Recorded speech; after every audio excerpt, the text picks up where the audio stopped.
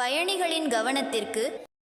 திருநெல்வேலி மற்றும் சென்னை எழும்பூருக்கு வந்தே பாரத் ரயில் வாரத்துக்கு 6 நாட்கள் இயக்கப்படுகிறது. அந்த வகையில் திருநெல்வேலியில் இருந்து சென்னைக்கு சென்று கொண்டிருந்த வந்தே பாரத் ரயிலில் பயணிகளுக்கு வழக்கம் போல் காலை உணவு வழங்கப்பட்டுள்ளது. அதில் சாம்பாரில் வண்டுகள் செத்து கிடந்துள்ளதைக் கண்டு பயணி ஒருவர் அதிர்ச்சி அடைந்துள்ளார். அந்த பயணி ரயில்வே ஊழியர்களிடம் புகார் அளித்தார். ஆனால் இது வண்டு இல்லை, சாம்பாரில் உள்ள சீரகம் என்று ரயில்வே ஊழியர் மழுப்பல் பதில் அளித்தார்.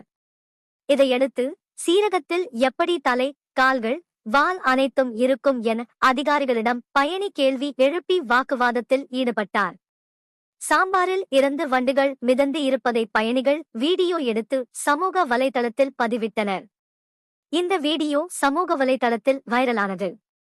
வீடியோவில் ரயிலில் பயணம் செய்த பயணி, என் பெயர் முருகன், நான் நாங்குநேரியில் இருந்து வந்தே பாரத் ரயிலில் பயணம் செய்கிறேன். காலை உணவு வழங்கினர். அதில் சாம்பாரில் 3 வண்டுகள் இருந்தது. அதனை சக பயணிகளிடம் தெரிவித்தேன். தொடர்ந்து இது குறித்து நான் ஊழியரிடம் கூறுகையில் அது வண்டு இல்லை, சீரகம் என்றனர். இதனையடுத்து நாங்கள் அது வண்டு என்பதை உறுதி செய்ததை அடுத்து அவர்கள் ஒப்புக்கொண்டனர். வந்தே பாரத் ரயிலில் உணவிற்காக மட்டும் 200 ரூபாய் வசூல் செய்கின்றனர். மக்களுக்கு பயனுள்ளதாக இருக்கும் இத்தகைய ரயிலில் வழங்கப்படும் உணவு பயனுள்ளதாக இல்லை.